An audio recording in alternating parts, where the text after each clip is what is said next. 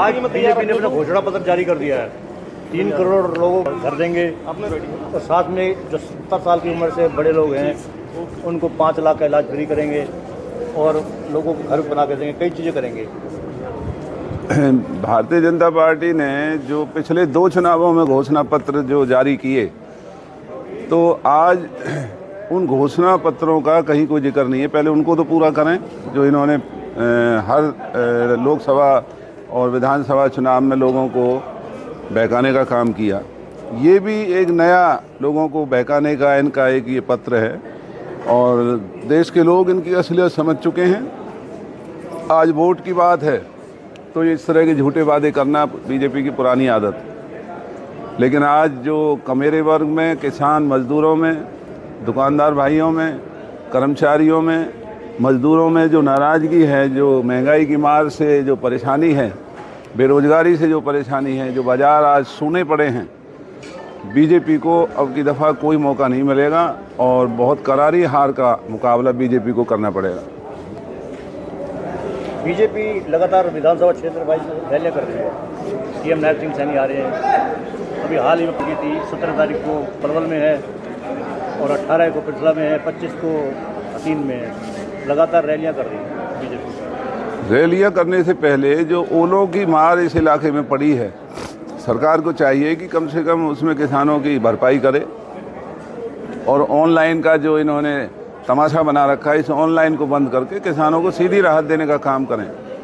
और जहां ये टोल के ऊपर जो गदपुरी में रैली होने जा रही है, ये भूमाफिया हैं फरीदाबाद जिले के, जो प्रशासन को रिश्वत दे करके और बीजेपी के मंत्रियों को रिश्वत दे करके वहाँ नाजायज़ कॉलोनी काटने का काम कर रहे हैं और वहीं पर मुख्यमंत्री आकर के रैली कर रहे हैं। तो इससे ज़्यादा अफसोस की बात और क्या हो सकती है।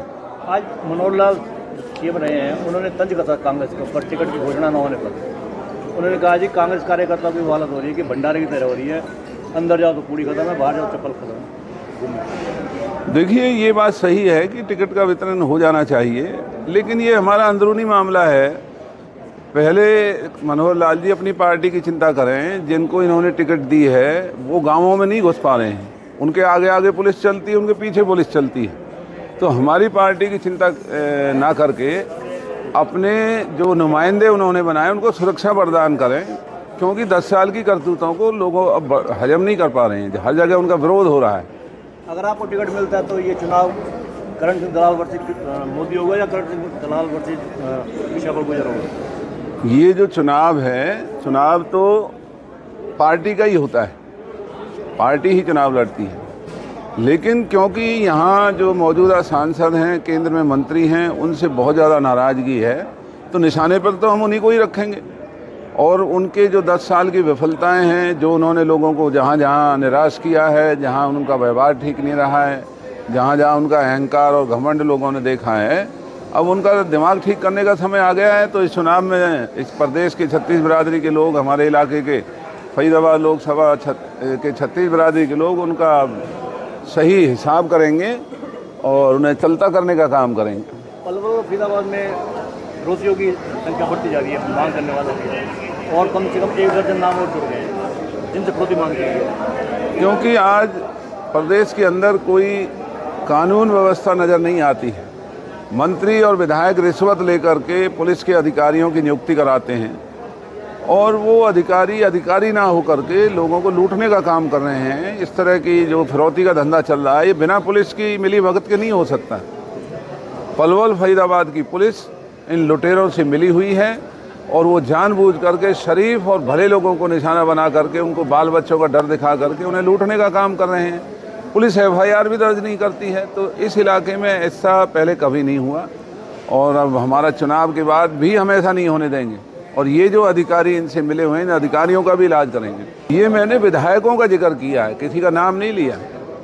और सारे दोनों जिलों के विधायकों का ये काम है। कोई फैक्ट्री बना रहा है, कोई दुकान बना रहा है, कोई पेट्रोल पंप चला रहा है, कोई स्कूल चला रहा है, कोई नाजायज़ कॉलोनी काट रहा है। पहले नाजायज़ कॉलोनी काटते हैं, फिर मुख्यमंत्री से उसी नाजायज़ कॉलोनी को मंजूर कराते हैं, अप्रूव कराते हैं।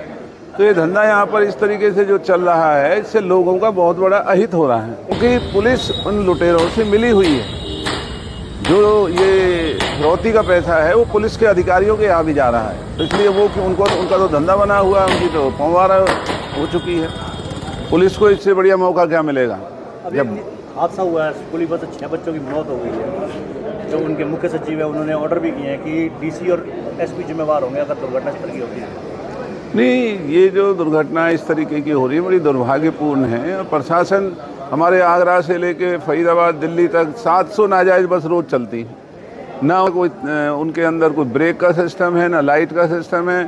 ट्रैक्टर चलाने वाले बसों को चला रहे थे, ये हादसा यहाँ भी हो सकता है, लेकिन यहाँ का प्रशासन उन बस मालिकों से बिका हुआ है, क्योंकि सारी नाजायज़ बसें यहाँ के मंत्री और विधायकों की।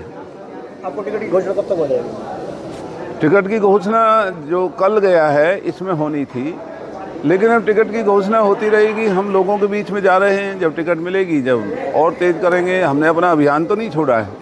आज हमारे ब्राह्मण समाज ने जो यहाँ आशीर्वाद दिया है, ये दोनों जिलों के लिए बहुत बड़ी उपलब्धि है हमारी कि इस ब्राह्मण समाज का जो आशीर्वाद हमें मिला है, तो समझो इलाके का आशीर्वाद मिला है। साइड में जो आप देख रहे हैं YouTube channel, Facebook page, Instagram और एक्स हैंडल यानी कि ट्विटर हैंडल पूर्ण नाम है, इसको आप लाइक करें, फॉलो करें, कमेंट बॉक्स में जाके प्रतिक्रिया दें, इस लिंक को ज़्यादा से ज़्यादा शेयर भी कर दें। धन्यवाद। जय हिंद, जय भारत।